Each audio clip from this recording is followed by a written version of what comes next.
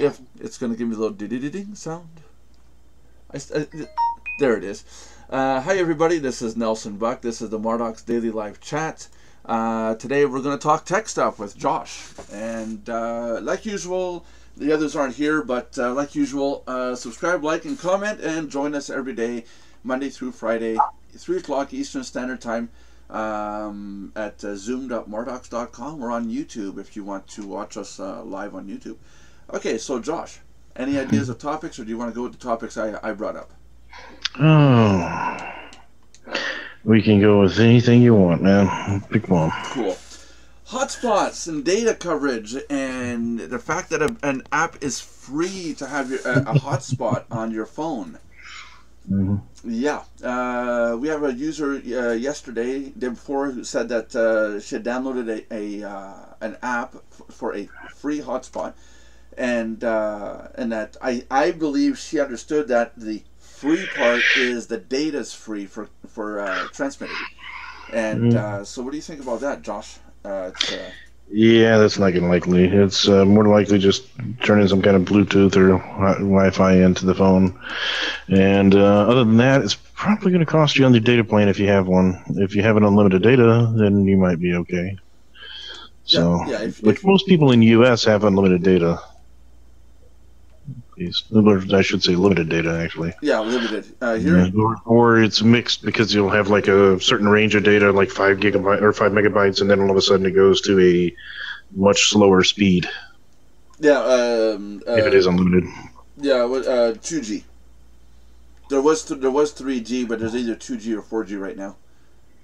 Most stuff is here is 4G and 3G. For the most part, it's 4G for the most part here in the U.S. at least. Oh, really? In Canada, we have 2G. But what happens is if you have unlimited data plans here, typically they'll have like, okay, the first 5 megs you get at full speed. Gigs, yeah. And they drag you to like a snail's creep after that. Yeah, well, because so even though it's unlimited, they just scale you back to make sure you can't use it as fast. yeah, that's it. So you've used up your quota, so now we'll be nice and let you use it. But the thing that I'm concerned about is that this person is seeing that the software says that it's free to use, and it could be misleading if somebody downloads a free app for a hotspot or even use their own hotspot. I don't think the app explains that there could be data charges. Right. And the fact of the matter is, as soon as you connect with your phone to the internet and you're not near a Wi-Fi router, you're going to be paying data. You're going to be using up your data or fall into the expanded data that the phone companies will provide you. Here in Canada, you'll get a notification saying you've used up all your data. Do you wish to continue? All you have to say is, yes, it's done. Now you're using up at 10 times the cost. Nuts. That's not good. Really, really nuts. Have you, right now, Josh, what kind of plan do you got? I actually truly have an unlimited data plan. You do? Yes, but I am like grandfathered in from some old rituals from years ago. Yeah, don't lose it. Don't lose it. Because I know here in Canada there's no more unlimited plans anymore. Ever.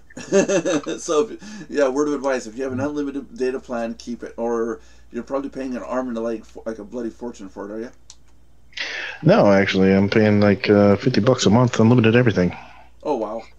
But I'm on a prepaid carrier, so I don't have the contracts either. So if I run over, they're just not going to. They're just kill my service. What carrier are you on? I'm on Boost, which is a part of Sprint. Yeah, and I've heard they're pretty good. I'm on Virgin Mobile. I can get unlimited through Virgin Mobile. Which is also part of Sprint. Yeah, I can get unlimited through Virgin Mobile, but it's gonna run me about $150 a month to have it. So in other words, they really charge you. It's unlimited, but they give you 100 gigs of bandwidth a month, and they figure, well, if you use more than 100 gigs, well then whatever, you're paying that huge amount. But what I found strange here in Canada is that they ask you to justify why do you need that much bandwidth. And I found out through a friend. Why is it any of their business? Yeah, that's it. They'll let you do it if you have a business, but if you say, "Oh, well, I watch a lot of videos," they'll deny you. And it's because they don't want to be putting out that bandwidth for people just to watch their favorite movies on their phone over the cellular network. Because there's so limited amount of frequency in the network from those towers to your phone, and you gotta start being careful as to how many people are communicating between the towers and the phones. We're running out of bandwidth space, you know, so they're gonna run out. You know, it's like the IP addresses. You have to justify when that you need a block of IP addresses. Every time I order an IP address for a server, it's like, why do you need an IP address? It's like, I need it for the server. You know, you're like, what's up? Kind of duh. You know, but like I have 2 IP addresses on one server right now, and I had to justify why I needed a separate IP address just for one domain name, and it's like I almost got refused for one IP address because again they're running out of IP addresses. You know, compared to how many computers are in the world versus how many IP addresses actually exist. No, don't even get one and not use it because then they penalize you. Yeah, no, it's true. Yeah, if you have an IP address and it's just sitting on your computer and you're not doing anything with it, yeah, you get penalized. You get dinged. It's a fine. Yeah. Yeah, you have to use that technology. Use it or lose it. That's the policy, and it's a whole bunch of paperwork to go through the process of getting it. You know? Here's not that hard to get them. You just have to say you need them, and that's pretty much it. Yeah, but you can't walk in and say you want 65,000 IP addresses. Why no, I walked in and said I needed 8, and they said here. Yeah, 8's not a big deal, but again, they want to see you use it. You know? Yeah, they did say that if I don't use at least 70% of all of my IP addresses at one time, then I get penalized a pretty good amount. I mean, they charge me like 20 or 30, 20, 40 buck fine if I don't. Right. Per IP, right? No, total. Oh, and, total. My ISP. Yeah, which the IPs are only $1 a month, so that's and that's like Where are you getting IPs for $1 a month? You mean proxies? No, IP addresses. How are you getting $1 for IP address a month? You get it with a hosting package. Everybody sells them there. You get them with your hosting package. I got a server, and I tell them I need an IP address. They charge me. I think Softlayer charges me $2 a month per IP. I think is what it is. So, but I don't really care about the price because of the service. I love that my servers are always up, and when there's a problem, they're on it right away. I think we were down for like once in 4 years, like hard down. And not because of us. It wasn't because I hit the reset button or anything like that. But they sell us IP addresses or rent them to us because to own an IP address is a whole different story. I don't think anybody can actually buy an IP address and own it in their name anymore. I think it's all been bought out by big corporations, and they're being leased out to people like me and Josh at an amount per month. Because to say that if you go look up a person's IP address and your name shows up, like when you do an IP address lookup, if you own it, it will say your name or your company name on that IP address. Just like mine says Softlayer. No, mine says something. What is it? BWJ Holdings that owns it, but that's the company that owns Softlayer that is owned by IBM. So it's a big tree. Anyhow, tech talk today, Belinda. Give me some ideas for tech topics here. Josh and I can answer. Since nobody's in today, nobody's typing text, nobody's joined in. I think John can only handle one. I think he said tech talk, and everybody's like, "I'm out of here." Yeah, that's it. Let me think. Nelson's not going to be triggered. Oh well, fuck this. I'm trying to think without hurting. Oh, is that what that noise is? I heard a squeaky noise, like a hamster on a wheel. And Belinda was saying she's trying to think. Yeah. Yeah. Wow, that hamster's fat. Eat all night, sleep all day. Yeah, right about now. Pretty soon, Belinda's gonna be like, "I don't need this crap. My hamster's fit." My hamster is the crap. Yeah. It's the shizzles. It's the shizzles. Oh, jeez. My hamster is sexy. Meanwhile, John's internet, we have to get strings tighten the string between the cups. Yeah. It got better. Yesterday, his internet was pretty good. He took my advice. He actually untaped the router from the wall and dragged it over closer, and it seems to work better. And cussed at it, threw it against the wall, and said, "You're gonna work now, buddy." Yeah, that's what I was saying yesterday at the end of the show. I can imagine there's tape holding up wires on the walls, and up over the doors along the baseboards, and cursed Fritzbox. The other way is just to shut everything down, reboot the computer with nothing open, and then just open that one screen, and it usually works as well. No, it's not that. Most of us have like 20 tabs or 50 tabs open. It's not that. It's where John lives. I think it's the wires on the poles that are no good. Just like areas here where I live, the wires are so old; they're almost 100 years old, and they're cracking and fragmenting. There's noise on the lines. I was in a small town at one point with maybe 500 people in the town. I think they included the cows. The place was called Stoke. And when you put a noise meter on the line in the phone jack, and it'll tell you a percentage of noise, and I was getting 70% noise on that line. And we're only supposed to have like 10 to 16% noise on like a perfect line, because every connection made there's going to be noise, and this isn't anything that your ear picks up. This is on the computer level here, and those lines were putting out 70% noise. It's like, geez. No wonder I was getting dropped CRC packets. And, I'm not kidding. Back in the day when I was trying to download something, I'd be like, why can't I download this? This is ridiculous. It's 1 meg. Even at 56K, it should only taken about 10 minutes to download. And it was taking all day. It was slow. So, no, I think John, where he lives, I think his phone lines are old phone lines. So, because he was mentioning the other day, he's going to like it when they go to fiber optic. Well, that's why I got rid of Verizon landline, because I started out paying like $40 a month for unlimited, right? And then over the years it went up to like 88, and the phone lines were getting worse and worse. Like they would never replace the lines. They were so old that when it rained or was wet here in all of New Jersey, it was horrible. Yeah, I know. To a point where you pick up the phone, you can hear static. Yeah, like that's all you heard, even when it wasn't raining anymore. So what I was already using Comcast for my cable internet, so I started using their voice over IP private service, because when I tried Bondage, it's a public voice over IP. Bondage is horrible. You tried Bondage? Bondage, that's what I said. Anyway, so they were bad. So they were a little bit cheaper, but their quality was really bad. So when I went to hold on, Vonage isn't bad because of the wires. Vonage is bad because they don't have enough technology to handle the demand. I know it depends where you live, because some places they say the Vonage is pretty good, but where I was, it wasn't anyway. So basically, when I went to Comcast for my voice over IP, they explained they have a private line, and it was crystal clear. Yeah. And it was awesome, and it was so much cheaper than what I was paying on my phone bill. So I'm like, yes, and I've been with them ever since for my phone. Yeah. You know. Now, what's your on? Are you on a copper wire outside, or is that a fiber optic line?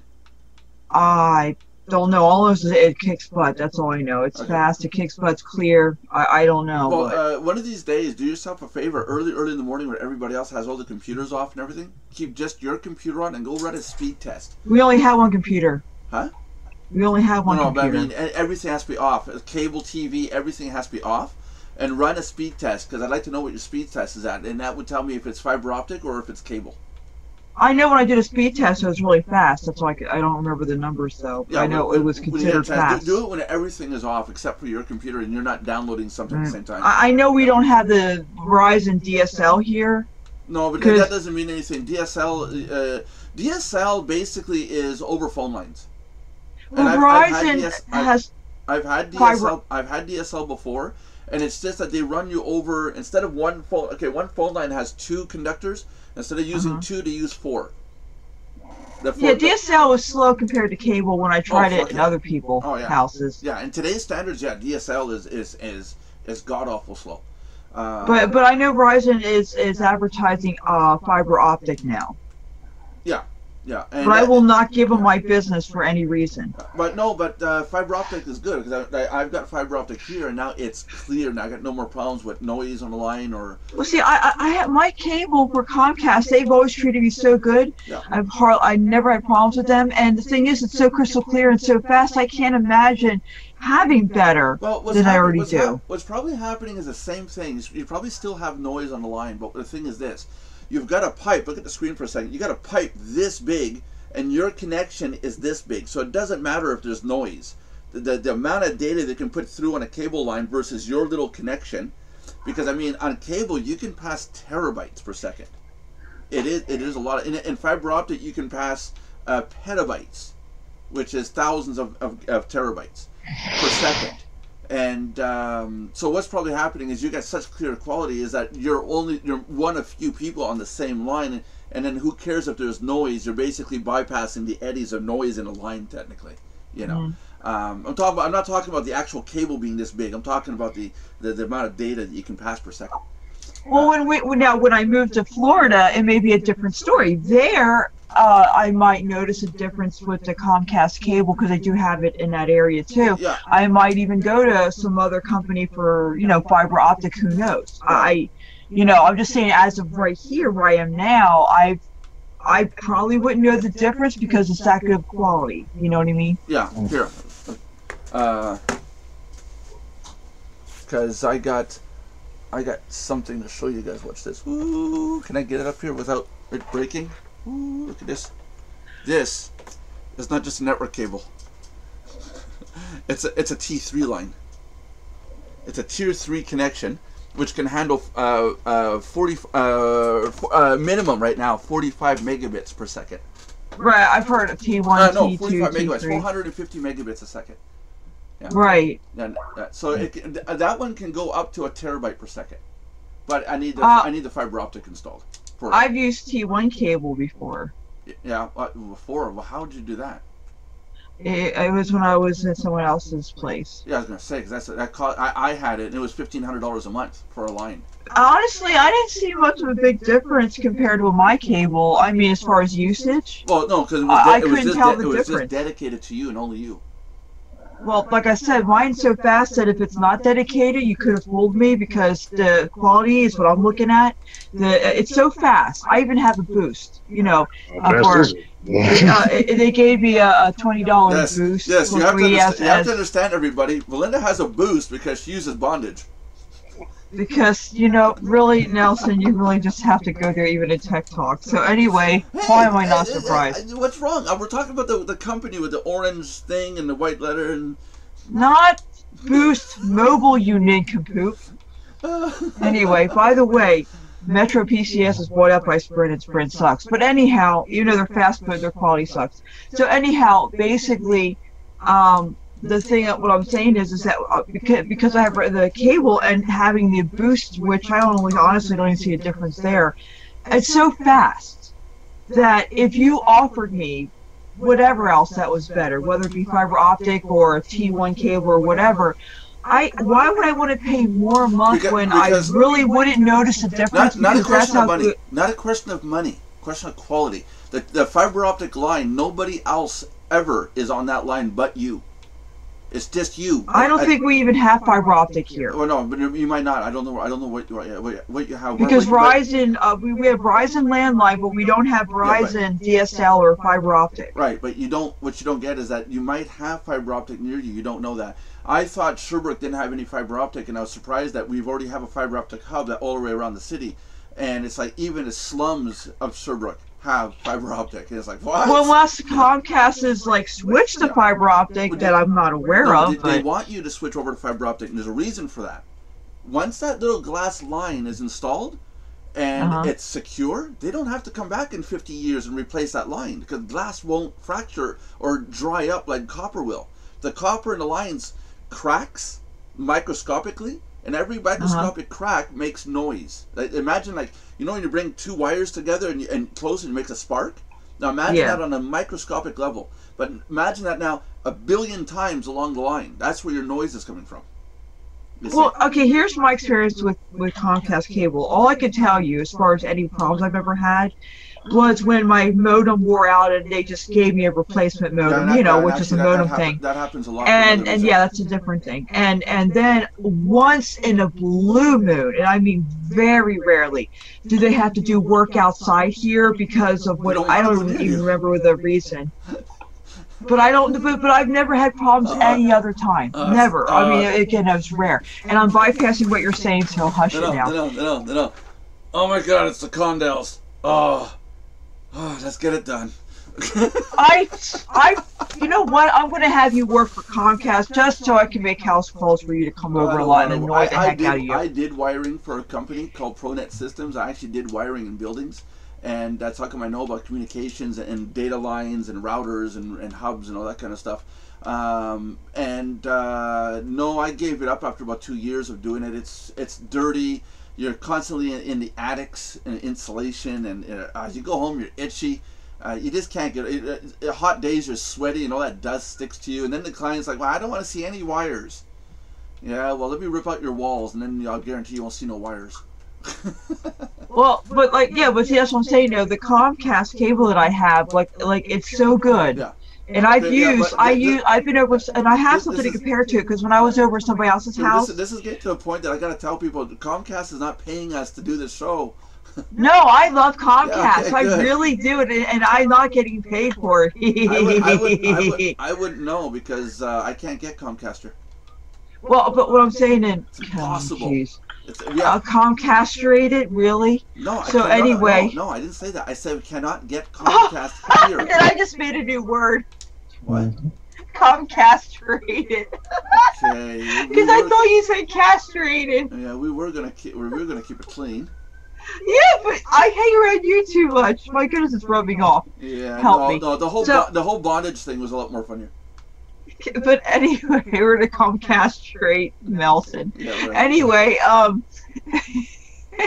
Josh, Comcastrate Nelson, get it? Comcastrate Nelson. Or internet. I'm sorry? What do you have for internet so we can stop saying Comcast every 5 I have Comcast. Oh! Comcast! Losers! So anyway, the point I'm making is that when I was at somebody else's house, I mean, granted, it was another city and all that, where they might have, different service, but, and I know that it can make a difference sometimes, but when I was over there, they did have Verizon and another company's fiber optic, and I do have that to compare to at least, and I did not notice a difference in any better speed, upload, or any of that. So I could say that I have darn good service regardless of what it is. Again, you won't notice a difference. It's not a question of the service, it's a question of how much data you can pass down that line. You're at least here we're comparing apples with apples at least. Again, fiber optic, that my drive here, that's 1 terabyte on a fiber optic line. I can send my entire content of that drive down the line to another computer in 1 second. 1 second. Your cable can't do it.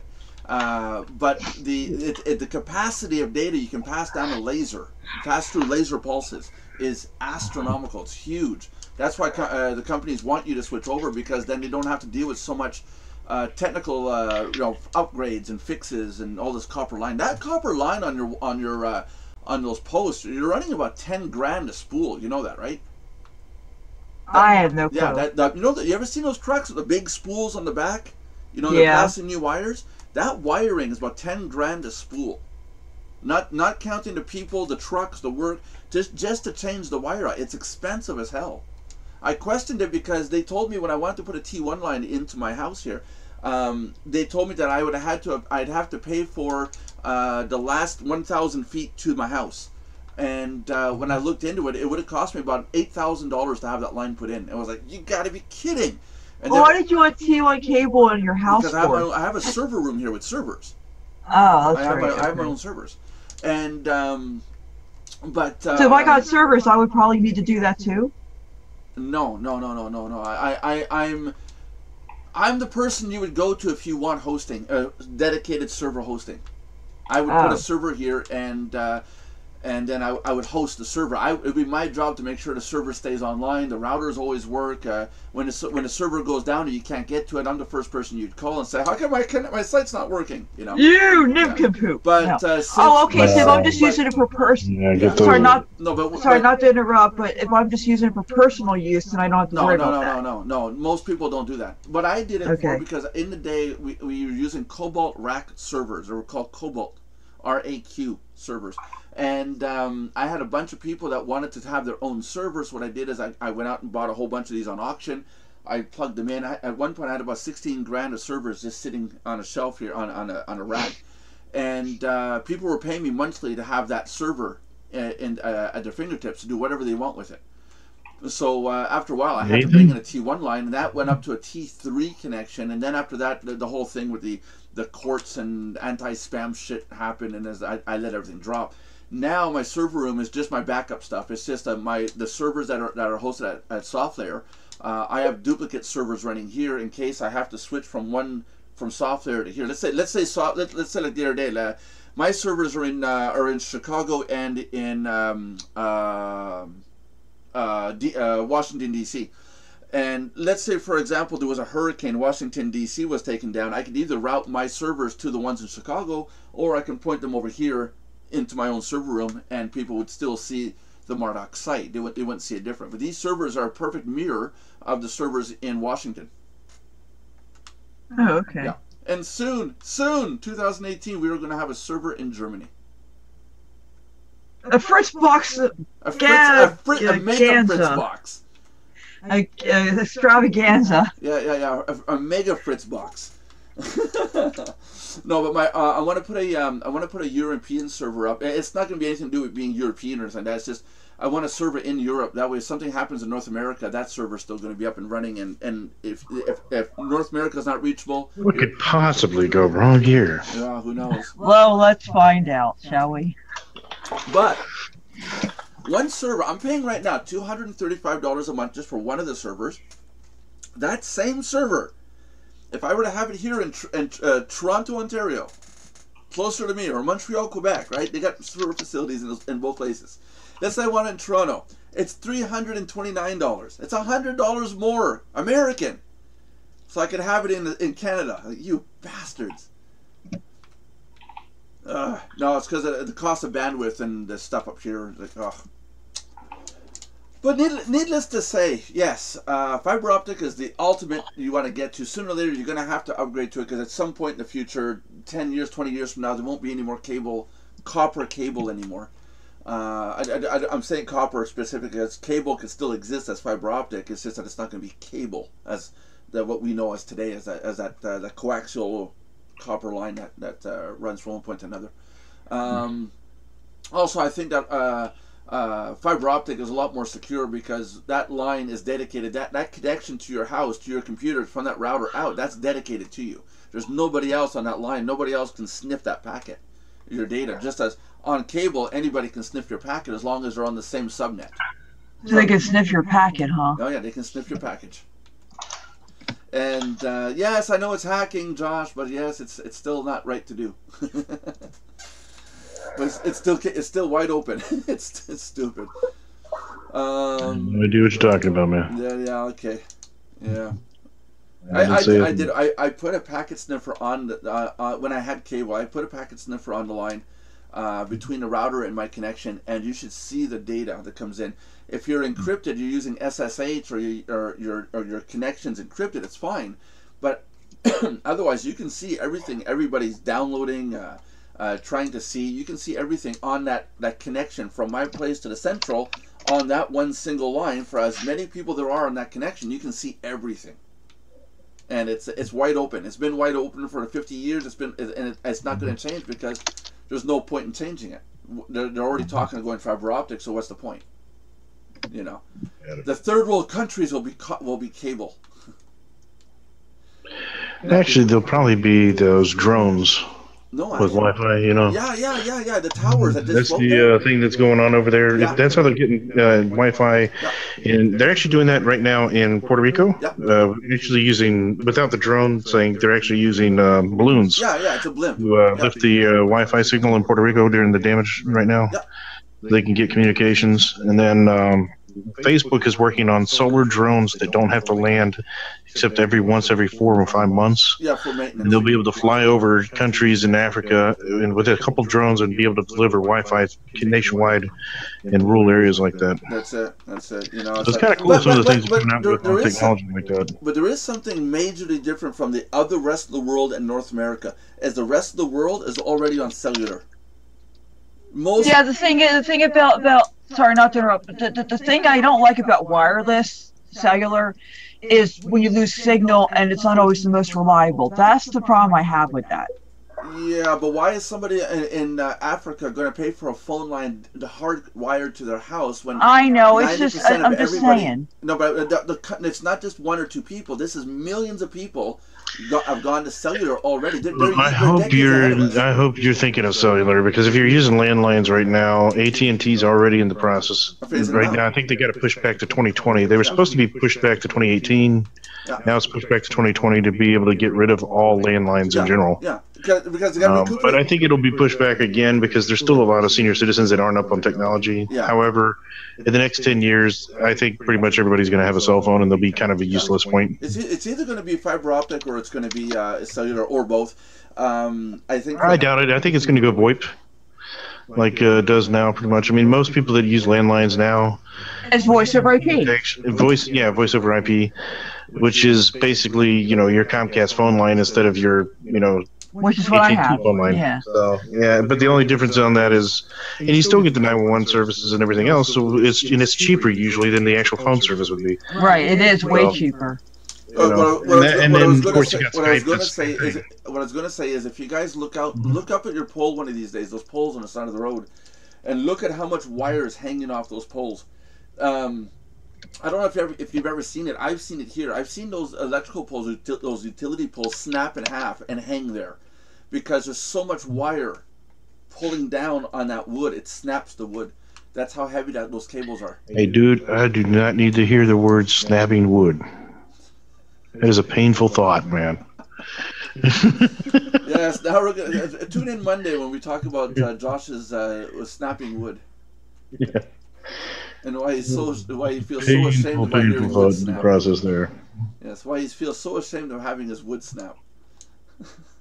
I don't think anybody wants a wood snap. I don't want it. You can keep it. Oh, jeez. But no, we've got to get out of this wiring. The other problem is that they're noticing that the sun is putting out a lot more solar flares. And both our countries right now are putting up a lot of technology right now to protect our electrical grids. Because they figure that one of the next large solar flares are going to hit is going to wipe out our electrical systems. And that includes basically what our countries are doing is their idea to stopping the pollution, to stop the flow of solar flares, is to send up more vehicles and pollute more. Yeah, there you go. Yeah, here's the problem. But but funny enough, I love the mindset of how our countries think here. $40 billion is being invested into the United States electrical grid to protect the electrical system, whereas Canada, $190 billion is being put into the cities to bury the power lines, to put everything underground, which should have been done 40, 50 years ago. When all these communities were put up, they should have put all the wires in the ground. Like a city like Sherbrooke, go back and watch one of my videos where I do where we're driving around. All you see is freaking power lines hanging everywhere. And now they're working on saying, oh shit, we got to put that underground, we got to protect ourselves. It's like, you guys better hurry up, because 2020 is supposed to be one of the next huge solar storms. Yeah. And there's some people saying that 2020, 2021, we're going to be looking at possibly being sent back 100 years, because if a solar flare strikes like the last one was supposed to strike, it would have wiped out our everything electrical. It would have wiped it out. There was a huge one 2 years ago in March. It was a huge one. It was so big. It was in space relative to the sun and the planet, and where it went was at a 45-degree angle difference from us, and it still affected our satellites in our orbit around the sun. That was a lot of energy there.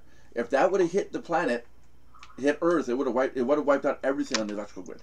Everything. People's computers, TVs, radios, everything. And we wouldn't be talking right now if it hit us. jeez. You say? No, just kidding. Yeah. Geez. Anybody gonna win the lottery? Yeah, you better hurry up because they're going up to $2 a ticket come this week. Yeah, that's what I was gonna say. You guys are up to $2 now, right? I don't do lottery. This week at the end of the week, or 28th or something. Yeah, I heard about that. We've already been at $2 a ticket for ages, I think. Yeah, I think. But then again, we don't get to the $100 billion lottos that you guys get. It's because you don't have enough people. Yeah, well, yeah, no, that's the thing. Yeah, we don't have enough gullible people. That's the thing. What is it? What's your odds of winning 1 in 43 million or something like that? You wish. It's like 1 in 303 million. No, in other words, you're better off running for president. I thought hour 6:49. I thought it was 1 in 43 million. I thought the odds of winning were. The new odds with the $2 ticket is 1 in 303 million. Oh, jeez. Yeah, I don't. And I think it was like 1 in 271 million or something right now. There you go. Hey, it ain't really much different. Big topic on the news. I don't know if you guys have heard of it. Have you guys been watching Amazon and their new product? The one called Amazon Key? Yes, I've seen it. You've seen it? What do you think about it? It's only going to be available in certain areas, including like mine right now. Yeah. But the basic concept of it is you have to be an Amazon Prime member. They are going to be allowing you to have the delivery people basically come into your house to deliver the package. To offset the security nightmare that this sounds like, that they basically require that you have to pay $250 up front for this service. And the way it works is they send you a keyless lock entry. So it's a number pad that the drivers get access to. And then there's a camera that you put inside the house so that they can monitor the driver so that they're not going and stealing every damn thing in your house. So, yeah. And that's how they're able to monitor this. So that's how they're doing that. Yeah, well, how do you feel about somebody opening your door and dropping off parcels in your house? Based on how they're doing it, it actually makes sense because it has the security camera requirement there. What I'm more curious on is how they're going to stop a hacker from finding out all the PIN codes of all these houses. There's that, yeah. There's that, or somebody. Because anytime it's wireless, anytime it's wireless systems, including wireless cameras, they can be hacked. So the security issues is the biggest concern I'm thinking. Yeah, because if are they wireless cameras for real? Well, they have to be wireless for them to be able to monitor them, right? Oh no, that internet. But I mean, are they between at the house? Are they wireless or are they hardwired to a router? I don't know, but it doesn't matter. They're sending something to the internet. No, it does, because if it's a wireless camera, I can walk up with a device that generates a high enough EM pulse, and I can interfere the frequency between the camera and the router. And that's not hard to do. My guess would be that it is, because wireless would be the only way they'd be able to have these people be able to actually learn how to install it. No, but you can still access it through the internet.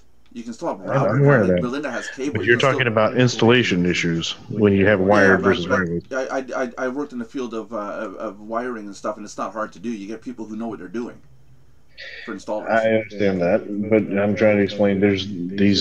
We're talking about average citizens that are wanting their package delivered inside their house. Yeah. This is not going to be people that understand that stuff. No. The Amazon Key, you need to have it installed. That's what that $200 some odd is. It's to install it.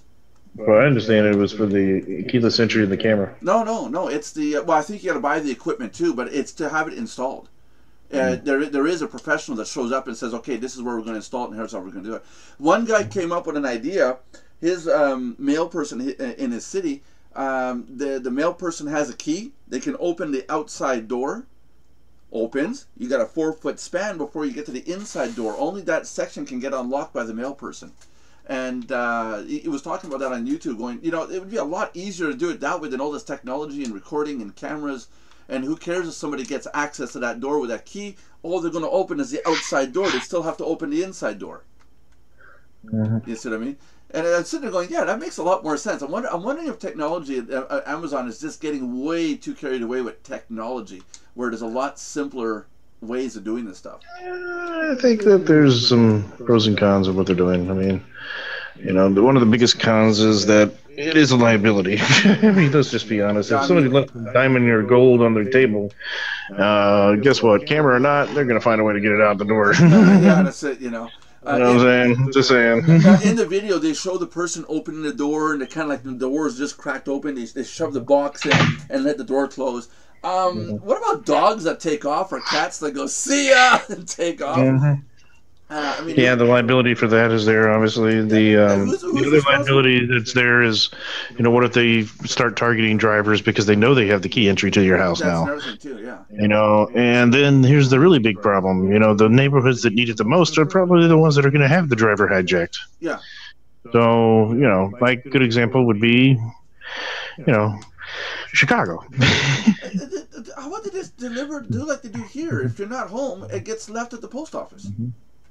Here, they usually either, depending on where you live, if you live in a really high crime neighborhood, they tell you to come get it wherever the facility is, or they'll come and tell you to sign something and they'll deliver it the next day, or they will, if you're in a nice neighborhood, they will just drop it at the door and just call it a day. Yeah, basically, yeah. It all depends on the neighborhood, though. Like where I'm at, they just drop the shit out of the door and they say, hey, have a nice day. But, you know, you go downtown Chicago, that shit ain't happening. Going faster than hell, dude. Because I can honestly say where I am right now, the my shed outside has not been locked in 3 years. You know, there's nobody steals here. You know, but everybody watches everything. My security system consists of a whole bunch of teeth and forepaws. And it goes rough right at the beginning, and that's it. That's their only warning. No, I think there's better ways. I think Amazon is trying. I mean, this is feeding into the people being too lazy. Oh, now I got to go to the post office and pick something up. Hell, the post office holds on to it for like a week. Don't they? Shit, must be a Canadian thing. They sure as hell don't hold it a week here. How long do they hold it for? Here, the post office tries to deliver. The second time they try to deliver, they say it's your final, basically your final notice. The third time they try to deliver, if you ain't there, the shit goes back. It's returned to sender. Here they drop off a thing at the door. If they're supposed to try to deliver, they drop off a thing at the door, or they leave it in the mailbox, and then you got like a week to go pick it up. Not here, yeah. Here you get one notice. They send you back to sender. You get one notice, but like right now, here they send you three. They'll give you a couple notices. They'll try every day for 3 days, and then after that, they send it back to sender. I'm waiting for a package right now for a few things right there on a thing, and it's like, yeah, as soon as it comes in, I'm gonna be like, yes, run to the post office and go pick it up. There you go. Yep, it's gonna. I don't know if you're spending $200-300 on something. Yeah, I would be like spot on, just like waiting at the door. Where is it? Where is it? Where is it? Where is it? Where is it? Like I keep. That's kind of what I sign up for the alerts. What I really wish they would do is they be like more like Uber and Lyft. That would make my life so much easier. How do you mean? When I order something from Uber, when I order a driver from Uber or Lyft and they come pick me up, like my car has been in the shop the last few days, so I had to use a Lyft to get around a couple places. So I call up Lyft. You know, they show me a map with the car, where they're at, how far out they are, what my ETA is, and everything. Oh, okay, yeah. Why aren't they telling me that with the packaging, dude? Why am I gonna wait? Why do it says before 8 p.m.? Why are you not saying, hey, look, ETA 6 hours? Okay, great. So I don't have to be around for the next fucking couple hours. You know, at least tell me that. You know, I'd be okay with that. They don't even have to tell me where he's at. So, you know, for security purposes, just tell me, hey, look, it's going to be he's a 6 hour ETA. Great, okay. You know, just tell me the ETA. I don't even need to know where he's at. Just tell me how long. Yeah. You know, because you got the computer model telling you exactly how long it's going to take his ass. That's it, yeah. Every parcel, they know exactly how long it's going to be. The only thing is the human being, because that post person, there's no way. Yeah, they did, and they can adjust the ETAs just like they do with Uber and Lyft. Yeah, I know, but the person delivering, there's no way of knowing if they're going to stop for coffee, go take a dump. That's what I'm saying. That's what they do in Uber and Lyft. They will adjust things. Yeah. So if they're stuck in traffic, it goes from 7 to 8 minutes all of a sudden. Yeah. You know? That's it. You know, okay, great. It's going to be a little longer. Well, the other thing I find too is nuts is I ordered a bunch of stuff on 2 different days. The first package wasn't shipped yet. The second package was just ordered. They should have bundled those together and delivered one package. No, they came 2 days apart. Mm. I mean, wouldn't it be more logistically sound to send it? Yeah, but the way this system works at Amazon, They actually have a pretty sophisticated order system. If you actually place more than one order, it has to be in separate boxes because their orders literally are. When you start the order process, you click the add to cart. Before you even check out, they've already got the stuff being sent to the freaking person to back box up and ship. Well, I'd like to see That's that. how their technology works. I'd like to see that because I wish I could show you my screen. And then if you cancel it and you take it out of the cart, then they just send it back to the floor without being boxed. Hold on a sec. Can I? But that's how they actually do it. Hold on a sec. I'm gonna show you my screen because there. Do you guys see this? Ordered October 22nd, and it still says being shipped soon, and that was supposed to be shipped on the 23rd. Now here's the other question: if you order from Amazon, did you order from the Amazon Prime or did you order from Prime. Amazon someone else? Prime. Both items? All three. Now, do you know if that's going to work? Do you know if that thing's going to work for that mic? Huh? There's a certain mic specifically for the Blue Yeti that you got there. What are you talking about? There's a specific piece that you need. Not all of the those vibrating things, the shock absorbers. I didn't get the shock absorber. I just got the arm. Yeah, so you know that they don't all fit Blue Yeti, right? They're supposed to. The screw fits on the bottom. It's universal size. Okay. Well, that's what I was told, and that's when I asked the person what to get for the arm, they said get that brand right there, that specific model. Okay. He said that the screw on the bottom will screw in. I didn't get the one that you're saying with the shock absorber. I didn't get that. I mean, I don't tend to hit my desk and bump the microphone, so I don't think I really need it. Mm-hmm. Well, I don't even think you need it. You spend an extra $50, I think, for nothing. Actually, I don't have the my mic is held in by there because there's no screw in the bottom of mine. Yours is a Yeti? No, I have something else. Oh, okay. No, I got the Blue Yeti, and it has a screw hole in the bottom. Yeah. Along with the and the arm. I know. You have the screw, and I'm a screw loose. Yeah, there you go. Yeah, you're missing a screw. There you go. Yeah, yours has to clamp around it. Yeah. Okay. Yeah, I'm always missing a screw. What's new? There you go. Anyways, when I get the stuff, we'll see. And worst comes to worst, I just set it on my desk, and I still do the job. It doesn't hurt anything. I can always resell the arm. It's not a big deal, or use it for whatever else I want to use it for. And then there's always the fact that I can always go to the store and get the part that I need. You know, I got an audio shop here. There's a place here in town for audio equipment and all that, and so it's just I want to get through Amazon because the same microphone here in town is like 3 times the price. Yeah. They don't have any here. They don't have any Blue Yetis in. You can't go to an electronics store and find a Blue Yeti anymore. Well, what would they have? You know where you find stuff like that nowadays? Here? Where? Because Best Buys and all them stopped selling them. They stopped selling microphones years ago. No. I'm talking about a real audio video store. Yeah. A real one. See, we don't really have any of those here either. But what we do have, and where you find the microphones like that nowadays, is you have to go to the music stores. Well, that's what I mean. Well, here is in sound audiovisual center is what they call it. But here they just music stores. They don't do audio and video.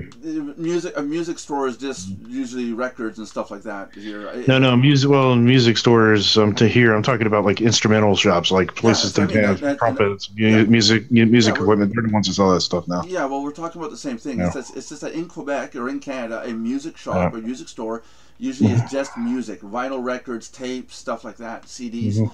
Whereas a audio-visual center, that would be a specialist in your equipment and stuff like that. Yeah, here in America, it's hard to find CD shops nowadays. Well, no, who's gonna buy a CD anymore? Yeah, exactly. When you can just go to iTunes and download it for like $1, or just put it on your thing for free. And I've never understood about buying a record with just one song on it. Because they want the record feel, man. I don't know. I've never understood the purpose of buying one song on a piece of media. You know, I never got. You're just fascinated with that one song. I don't know. I know when I was a teenager, I didn't listen to songs over and over and over again. My daughters did that. It was like, oh, just stop listening to the same thing 10 times or 100 in an hour. Oh my god. Oh, so you've heard Despacito that many times now? No, my kids aren't teenagers anymore. My youngest is 21. Oh no, Fuck, she's driving. I'm old. Oh my god, my youngest is 21. Yeah, she's officially 21. She says she's now legal everywhere in the world. I said, yeah, I'll go to Iraq and see what happens. Saudi Arabia. Saudi Arabia, you're not illegal. You woman, you're no legal. Actually, I mean, there's a couple other places that you can't go. Mongolia. Mongolia, yeah. That one's illegal there. It's because it's a dry country. Buddhist, and it's a Buddhist country. Yeah, isn't it? Yeah, Mongolia is a Buddhist country. Yeah, but it's completely dry because most Buddhists are against alcohol. Really? Yeah. Oh, okay. Yeah, so some of the Buddhist countries are completely dry. I'm going to become Buddhist. You know at this rate, right? This time next year, I'm going to be Buddhist. Yeah, the problem is there's literally no liquor in the building because there's, that's just how it is. What do I have to do to prove myself now? What? Well, that I'm Buddhist. Seriously, what did you have to do? Man. What did you have to do to become Buddhist? Just read up on it. Oh, okay, and then just start saying that you're Buddhist. Yeah, pretty much. It's not like other religions. We don't have a big process of going through crap. Yeah, we don't. They don't make us go through the ringer like everybody else. we need you to go through the club initiation. There is no club initiation, really. Yes. Now here's 3 young boys at 12 years old. Catholics. You might have some trouble though there. Yeah. Well, I think that's if you want to become a Catholic priest. I'm saying you'd probably have some trouble in the Buddhist culture though. Why is that? We're more pacifist than aggressive. I'm not aggressive. What are you talking about? John triggered me. I didn't trigger John. That makes me pacifist. And we're also accepting of other cultures, and most people. I'm accepting of all cultures. You Buddhist bastard. I accept. The wording on the show does not always perceive that. I accept your slummy god. I'm of all religions and no religions all at once. I'm comfortable where I am. I'm going to go to hell. Belinda knows that. Belinda's probably falling asleep again at the mic. Hey, any other topics, or do we want to wrap the show up today? Because we're kind of out of... we actually made this one last an hour. Yeah, I know. Is it an hour? Oh, it's like 30 minutes. Yeah, almost. 7 minutes till. Oh, look at that. Look at that. Okay, give me another topic. We had one person watching. A person didn't ask any questions. What's a hard drive? I don't know. It's the opposite of a soft drive. The hard drive is where the memory is stored. Yes. No, it's not. It's sort of data storage. Jesus. Jeez. One day we'll have to talk. We'll have to talk about the innards of a hard drive and an SSD drive. Yeah. Because the SSD, someone came up to me and said it was a super simple drive or something like that they called it. And no, it's not. Solid state drive. Yeah, it stands for solid state, meaning it's all ICs. There's no physical turning points. Come on now. You know, and another one. Did you know that Wi-Fi doesn't exist as a term? It's not a real term. Well, that would be correct. There is no real definition to the word Wi-Fi. It's a bring down from the word hi-fi for high fidelity, and they figured we'll call it Wi-Fi for internet, and it's stuck. It's stuck. There are some words like that. Yeah, there's no a good example of that would be like PHP. Pretty hot programming. What would you call it? Well, like HTML is hypertext markup language. Yeah. CSS is cascading style sheets. PHP is PHP.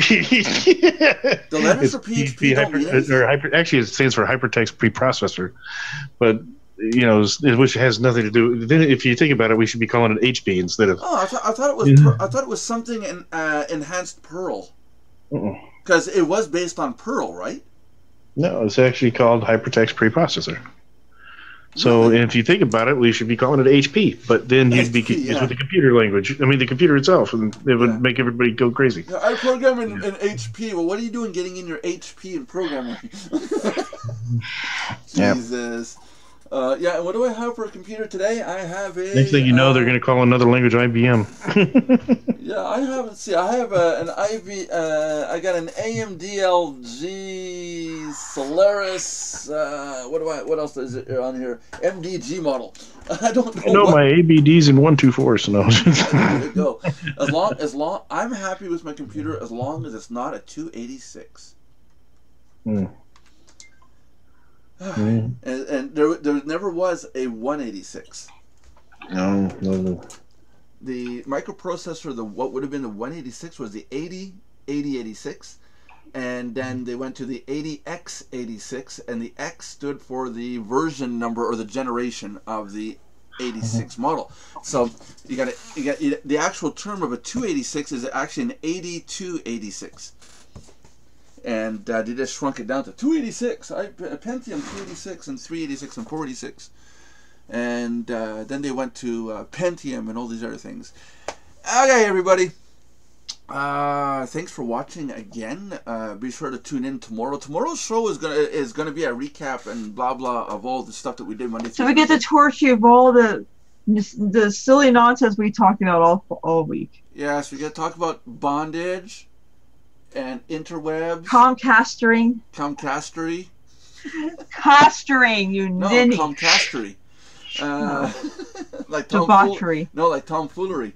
Tomfoolery, yes, enough of that tomfoolery. I haven't heard that one in years. Enough of that Comcastery. And Comcast did not pay us to say Comcast over and over and over because they will Comcastrate you. We don't want to say Comcast 20 times in the same minute. Comcastity. You know what? I haven't heard tomfoolery in such a long time. Yeah, it is Comcastic. It's Comcast. Never mind. Can somebody from Comcast please contact us and give us a little bit of love, because we're talking about you here, Please. You can stick it. Please, for $1 a day, for less than a cup of coffee, you could help support Comcast. Shut up. I'm kidding. So join us tomorrow. 3 p.m. Eastern Standard Time. We're here Monday through Friday at 3 p.m. Eastern Standard Time. Make sure to subscribe, like, and comment, and get in here and tell us what you want us to talk about, even if it's complete nonsense tomorrow. Tomorrow's an open day. Everybody's welcome in. Invite your friends. You can come in and go blah, blah, blah with us on one of these little screens here, and it's actually really fun, So let's get the ball going, guys. I will see everybody tomorrow. Say bye, everybody. Bye-bye. God bless Peace. everyone. Peace out.